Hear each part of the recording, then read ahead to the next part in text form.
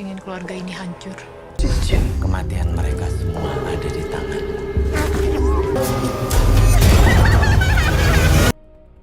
Halo guys, balik lagi di channel Ceritain Film yang kali ini kita akan bahas Kitab Sijin and Ilyin 2025. Rilis tahun 2025. Film horor Indonesia ini yang merupakan sequel dari film Sijin 2023 mengangkat kisah balas dendam yang mengerikan dengan bumbu ilmu hitam dan nuansa Islam.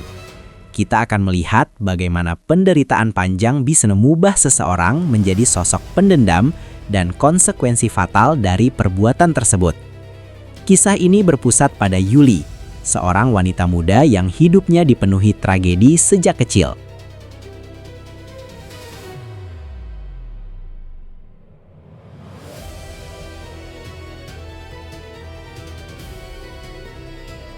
Kisah bermula dari masa kecil Yuli, saat ia menyaksikan trauma mengerikan ketika ibunya dirasuki dan membunuh kedua orang tuanya. Yuli kecil selamat, namun ia dicap sebagai orang luar yang dikutuk. Setelah kejadian tragis itu, Yuli tinggal di rumah ayah kandungnya bersama ibu tiri bernama Ambar dan saudara tirinya, Laras. Selama puluhan tahun, Yuli diperlakukan seperti pembantu, dicemooh dan diabaikan, terutama oleh Ambar dan Laras yang dominan. Luka batin akibat perlakuan kejam ini menumpuk, mengubah Yuli yang tadinya tulus menjadi sosok yang menyimpan dendam mendalam. Kehidupan Yuli di bawah keluarga Ambar adalah penjara. Ia harus melakukan semua pekerjaan rumah tangga dan terus-menerus diingatkan bahwa ia adalah anak haram hasil perselingkuhan. Laras, putri tunggal Ambar, juga tidak ketinggalan menyiksa Yuli. Bahkan suami Laras, Rudi, serta anak-anak mereka, Tika dan Dian, cenderung diam saja menyaksikan penderitaan Yuli, seolah itu adalah hal yang lumrah. Situasi ini terus berlanjut hingga Ambar meninggal dunia. Kematian Ambar, yang sebelumnya juga diindikasikan akibat ilmu hitam Yuli, menjadi titik balik bagi Yuli. Puncaknya, Yuli mencapai titik kehancuran. Segala penderitaan dan penghinaan yang ia alami selama bertahun-tahun membuatnya memutuskan untuk mencari cara balas dendam yang paling menyakitkan. Yuli meminta bantuan seorang rekan kerjanya, Yono, yang kemudian membawanya ke tempat terpencil di mana seorang dukun sakti tinggal. Dukun tersebut adalah ahli ilmu hitam dan santet. Yuli tidak ragu lagi untuk menempuh jalan kegelapan ini demi membalaskan sakit hatinya yang sudah terpendam lama. Kepada dukun itu, Yuli menunjukkan foto seluruh keluarga Laras dan menyatakan keinginannya untuk menghancurkan mereka. Dukun tersebut kemudian menjelaskan ritual santet yang sangat mematikan.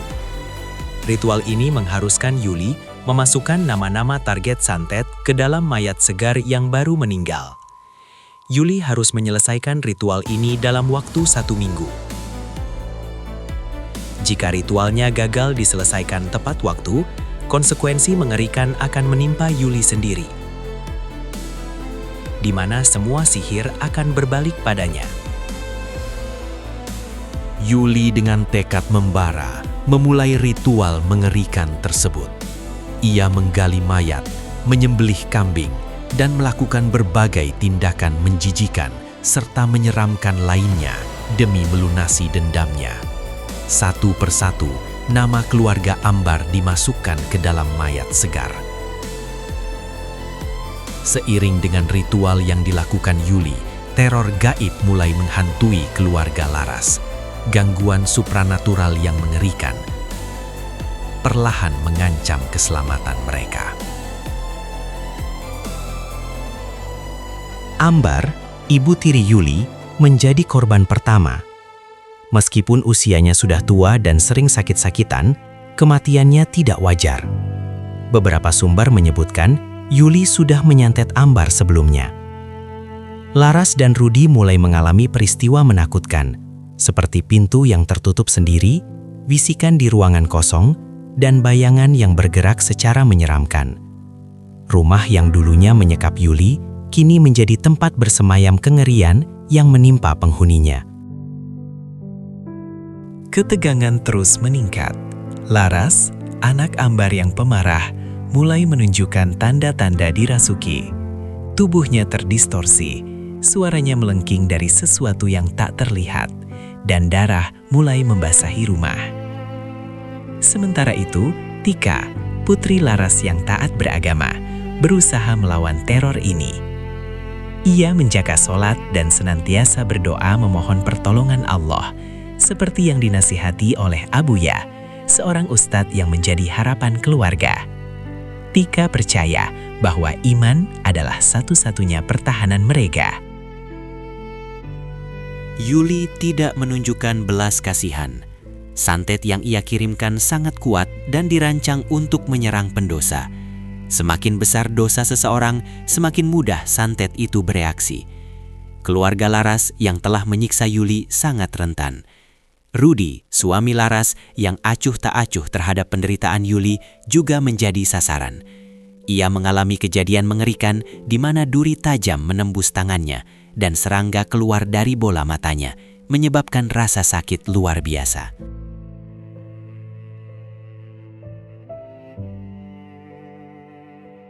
Pada suatu malam, Yuli melihat Yono, rekan kerjanya, berbicara dengan Tika. Yuli segera curiga Yono telah menjelek-jelekkannya kepada Tika. Dalam kemarahannya, Yuli menggunakan ilmu hitamnya untuk menyerang Yono. Yono mengalami kematian yang mengerikan di toko keluarga, di mana penutup toko tiba-tiba tertutup, menjepit wajahnya hingga hancur berkeping-keping. Kematian Yono menjadi bukti keganasan dendam Yuli yang tak terbendung. Teror berlanjut pada Laras. Kondisinya semakin parah. Ia bertingkah seperti zombie, meracau dan menyerang Tika. Keluarga Ambar yang tadinya berjumlah 5 orang, kini berkurang drastis, hanya menyisakan Laras dan Tika. Klimaks cerita mencapai puncaknya. Laras kini sepenuhnya dirasuki, tubuhnya dipenuhi luka dan berubah menjadi mengerikan. Ia berjuang keras melawan kekuatan jahat yang menguasainya, sementara Tika yang tersisa sendirian menjadi harapan terakhir. Tika, dengan keimanannya yang kuat, terus berdoa dan berusaha melawan pengaruh ilmu hitam yang telah menghancurkan keluarganya. Pertarungan antara kekuatan gelap Yuli dan keimanan Tika menjadi inti dari puncak konflik ini. Setelah pertarungan sengit, kutukan santet Yuli akhirnya berbalik menyerangnya. Yuli merasakan mual hebat, tubuhnya bergetar tak terkendali, dan pikirannya seperti akan meledak. Dalam hitungan detik, tubuhnya mulai melukai dirinya sendiri, seolah kekuatan yang pernah memberinya kekuatan kini menghancurkannya. Yuli meninggal dalam penderitaan yang mengerikan, dengan 2 serangga besar merangkak keluar dari tubuhnya, menandakan roh jahat telah meninggalkannya. Namun, kerusakan pada Laras terlalu dalam. Ia juga tidak dapat bertahan lama dan meninggal. Hanya Tika yang tersisa, berdiri di depan makam keluarganya. Ia berdoa memohon kekuatan untuk melanjutkan hidup sendirian. Ending film ini begitu tragis, menunjukkan bahwa dendam hanya akan membawa kehancuran bagi semua pihak.